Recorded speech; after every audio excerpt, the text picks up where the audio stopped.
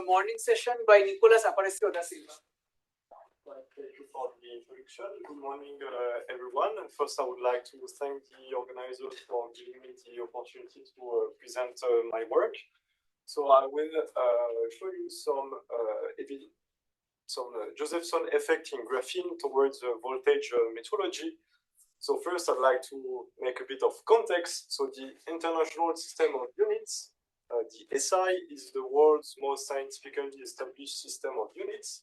It has been recently revised in 2018, and now, as you can see on the chart, every unit is defined using a fundamental constant of physics whose value is fixed. Especially electrical units such as ampere, voltage, resistance are defined using condensed matter quantum effects, where some of these constants manifest. So, as you can guess, Planck's constant and the electron charge. So, starting with current, one can define ampere using single electronic transport in this kind of system. So there is a quantum dot that is connected to a source and a drain through tunneling wires. One is applying a periodic modulation at a given frequency on the source, and when tunneling is allowed, this produces a flow of a single electron at a given frequency. And this allows you to define a current. Now, by using combination of these two constants, we can define also resistance through the quantum Hall effect, which manifests in a 2D electron gas under a large magnetic field. You can see on the right the quantization of the Hall resistance as a function of the magnetic field. There are different resistance plateaus, which are multiples of H over E squared. And now coming to voltage, which is the unit that interests us here, we use the AC Josephson effect, which manifests in a Josephson junction under RF illumination. In the shiny characteristics, you can see the appearance of voltage plateaus, which depend on 8 over 2e times the frequency of these microwave illuminations. All right, so to sum up, in quantum electrical metrology, there are 3 effects that are very robust, very reproducible, which allow metrologists to define these electrical units with very low uncertainties.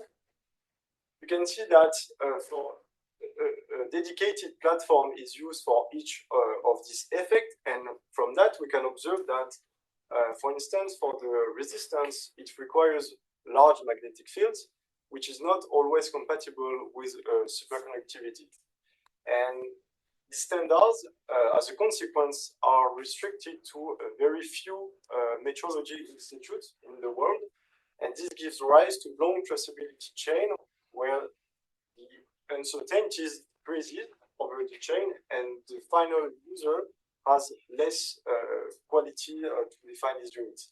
So one of the main challenges in metrology would be to integrate all the 3 effects in a single platform to realize the units in a single experiment and make that as more accessible as possible for the users. So I'm going to show you our work in graphene to try to address this challenge. So first, quantum Hall effect is very well known in graphene. You can see a few examples here where we have the quantization of the Hall resistance at lower magnetic fields, actually. So this is graphene on silicon carbide, and it was recently shown also in encapsulated graphene.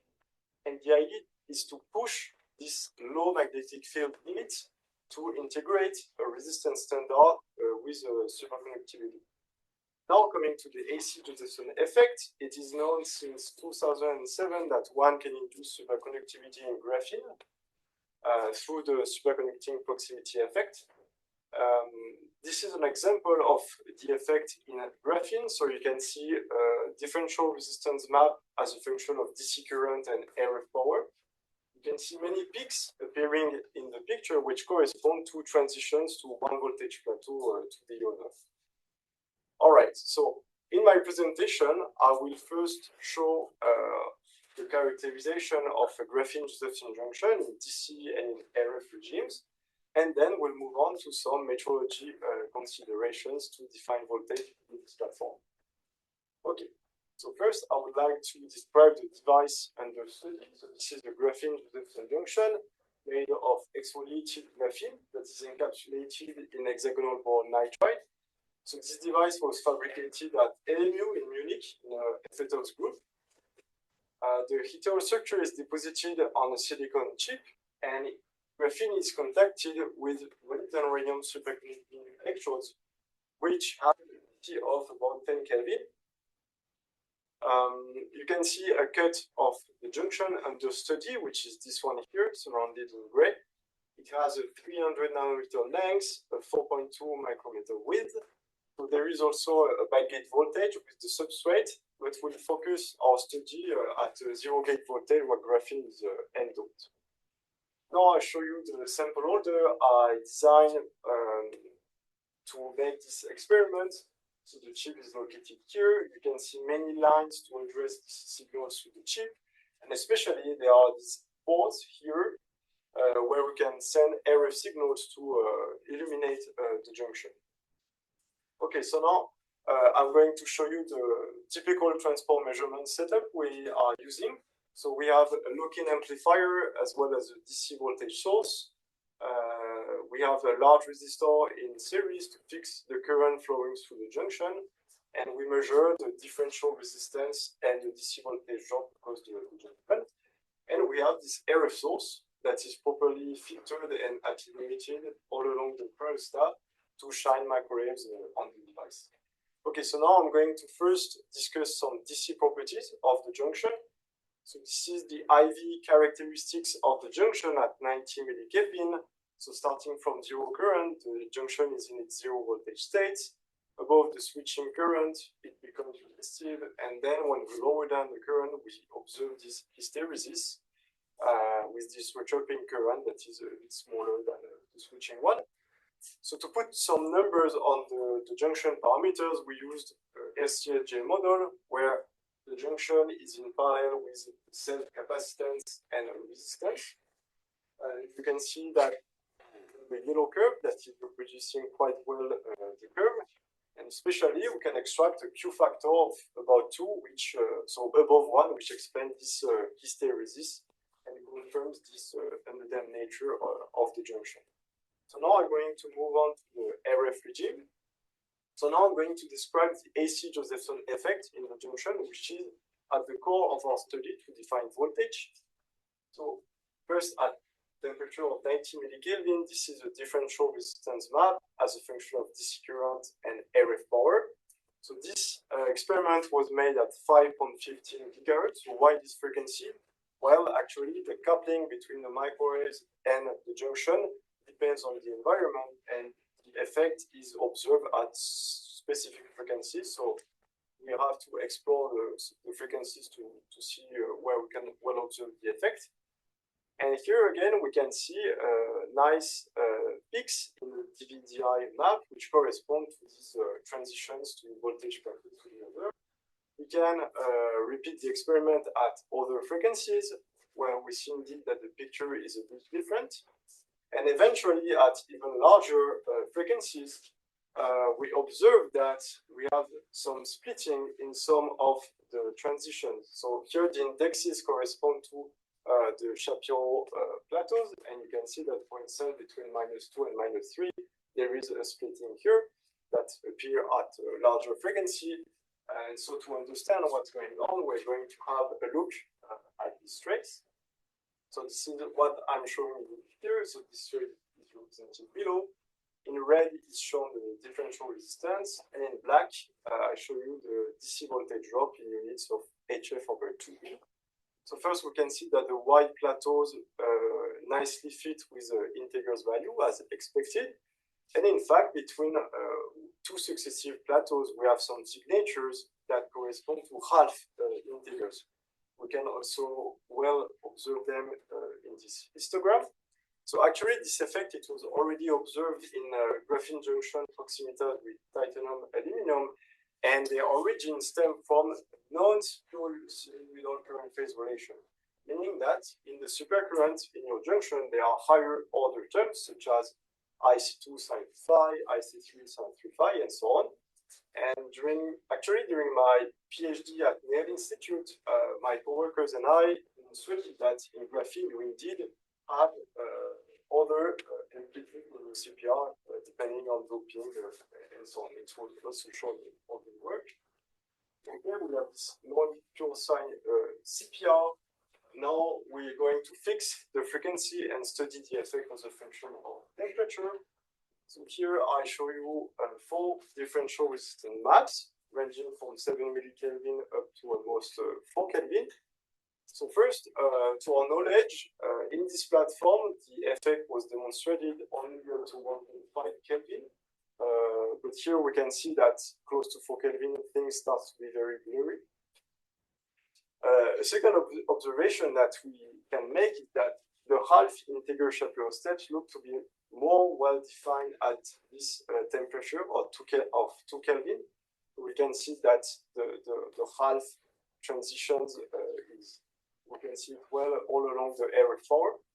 And from that, I'd like to briefly present an ongoing analysis based on this RCNJ model that I first introduced. So, okay, here is the map. And the idea is that in the simulation, now we're going to add an RF current to try to reproduce this effect. These are the parameters of the junction from the DC curve, and we're going to consider 2 cases. One where the CPR is purely sinusoidal, and the second case where the CPR is dominated by this IC2 amplitude, and this is what we obtain. So we can see that in the case of a pure sine CPR, we cannot reproduce this effect, while in the case of IC2 dominated CPR, we can somehow reproduce these features. Of course, any idea is welcome for us to improve this analysis. So now I'd like to come back to the differential maps as a function of temperature. I just told you, okay, the effects seem to be more well-defined at 2 Kelvin, but let's have a look at the traces actually. So here I show IV curve at different temperatures for the same RF power of 5 dBm. And we can see actually that above 2 Kelvin, there starts to be a slope in the plateaus, which is probably due to some thermal effect, which is something that we do not see at lower temperature, even though we see some fluctuations in the plateau. And that's where metrology starts to kick in. We want to actually quantify how flat these plateaus are, how accurate and stable they are as a function of experimental parameters. So now in my setup, I'm going to remove the lock-in amplifier. This will be pure DC measurements in presence of RF illumination at a given power and a given frequency. So again, this is just an example at 7 millikelvin and at 6 dBm. We have this IV curve here. We can see the 2 first Shapiro plateaus, and we want to quantify how close these experiment delta are from the theoretical value, which is about 18 microvolts per cube, so it's very tiny signals. So we want to answer these questions. So here I'm going to show you very rapidly the principle of the very simple measurement. So the idea is that we fix all experimental conditions, RF power, RF frequency, temperature, and DC current. You can see the point here, and we measure it as a function of time. And we can make 2 observations. First, the signal is not centered around V1, and we have very large voltage fluctuations over time. So of course, in a DC setup, this is due to some DC offset drifts over time. And as usual, to get rid of them, we're going to simultaneously measure the first Shapiro plateau and the superconducting state as a function of time. You can see that the 2 curves are highly correlated, and by subtracting the blue one to the orange one, we obtain this signal. The mean value is now much closer to V1. So this is the simple procedure we're going to apply to all the data points I'm going to show. So starting from 7 millikelvin, we can reconstruct the N=1 Shapiro plateau. I'm going to define here two quantities. Delta Vj is the relative deviation between the data points and the theoretical value, and epsilon Vj is the amplitude of distribution of the points. We have these values are 7 millikelvin, and now we want to see how that evolves as a function of temperature. At 90 millikelvin, we don't see much differences. Below 1 Kelvin, we have a factor 2 enhancement on this quantity, and above 2 Kelvin, we did have a large slope in the plateau, which we cannot consider to be quantized anymore. So now, in our preliminary study, I'd like to focus to the relative deviation below 1 Kelvin, and I want to understand why we are limited by this value of minus 0.5%. So in the setup, the first culprit that we have in mind is the amplifier, actually, because we set his gain to 1000, but perhaps it's not the real value, and perhaps it can drift over time. To verify this hypothesis, we replace the amplifier in the measurement chain by a calibrated nanovolt meter, which is made to measure small voltages. And the idea is to reproduce the green curve with this new instrument. And this is what we obtain. So we can see that the mean value of this data point has been increased by a factor of 20 compared to the green data points. So we can finally drop the percentage and speak about ppm to define the voltage in our system. So we are very, we think that this is very encouraging because we can, in our system, define voltage plus or minus 300 ppm in a system made of a unique graphene junction. So to conclude in my presentation, I've shown you the AC Josephson effect in a graphene junction proximatized by molybdenum radium electrodes. We've seen that the effect is accessible at quite large temperature, up to almost 4 Kelvin. We also observed the appearance of half integration period steps, which we understood using a RCSJ model. And in the second part, we've seen how to use this platform to produce voltage metrology. I've shown you the importance of the instrumentation regarding especially this relative deviation. Of course, to further decrease these values, we have some ideas for the next generation of devices, such as working on the design of the junction or the way we couple the RF. The one thing we'd like also to verify is how this effect is resilient to magnetic field, always with this idea of integrating also a resistance standard on the same chip. Okay, so now I'd like to thank all my coworkers from LME, especially Mathieu and François. I would like to thank our collaborators from LMU for providing us with the device. This work is funded in the European PLATS project, and lastly, I would like to thank you for your attention.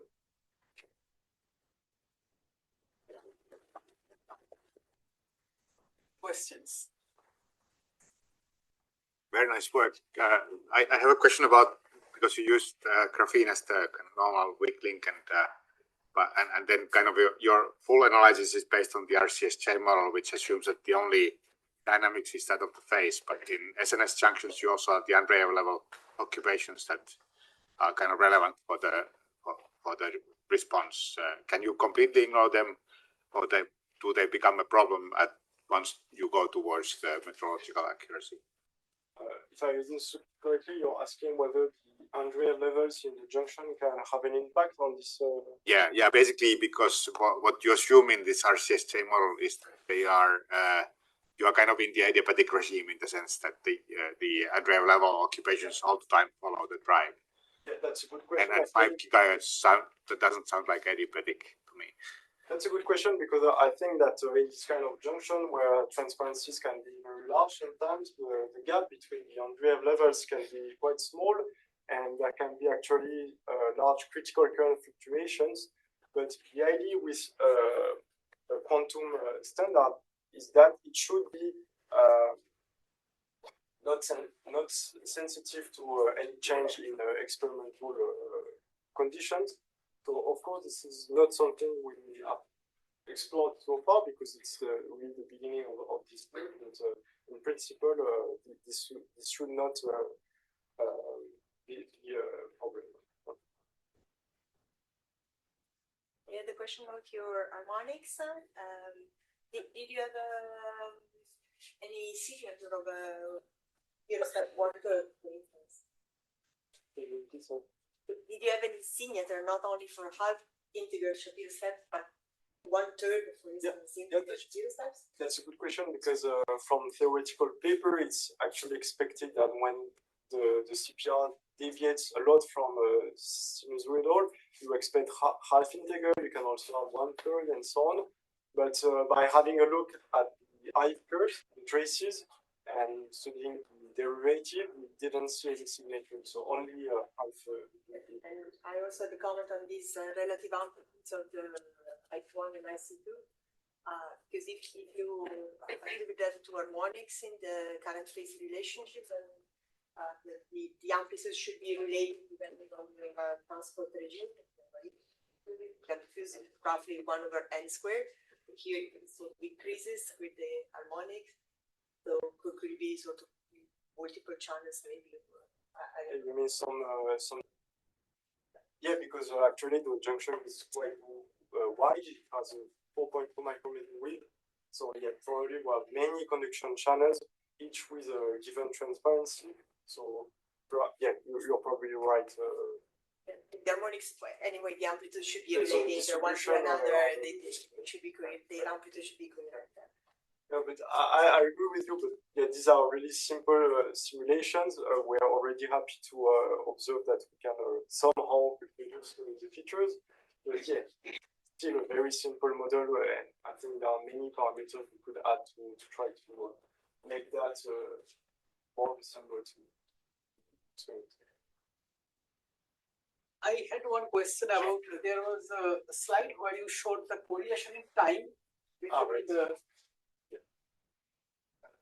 Yes, so could you just explain how this measurement was done? Because yeah, perhaps I was fast. Sorry. So the idea is that so this is pure DC measurements, and there are some drift that offset of the amplifier or of the sources and so on. And the idea is that we want to measure the first plateau, then the superconducting state on a time scale that is much faster than the fluctuations in time that you can see here. And you can see that the two curves, by doing so, the two curves are very like by subtracting them we remove these effects. Okay. More questions?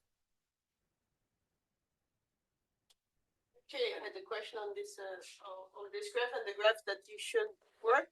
So the shortness as a different steps it to be if I'm correct, dependent on the current rate. I mean, the sharpness. For instance, if you take the red curve. You mean from one plateau? Exactly. Yeah, so I think this is related to thermal effects. But if it was thermal effect, wouldn't it be the same weight for instance, the plateau from the first and second plateau? At a given temperature? At a given temperature. Yes. Maybe it's me. I've naively thought that the first plateau on the red curve was sharper than the second one, but maybe it's. Yeah, you're right. Here it looks more flat than the one here, right? Yeah, that's a good point. Perhaps that more heat effects are due to the DC current. Okay. When you increase the power. Yeah. So if there are no more questions, let's thank the speaker.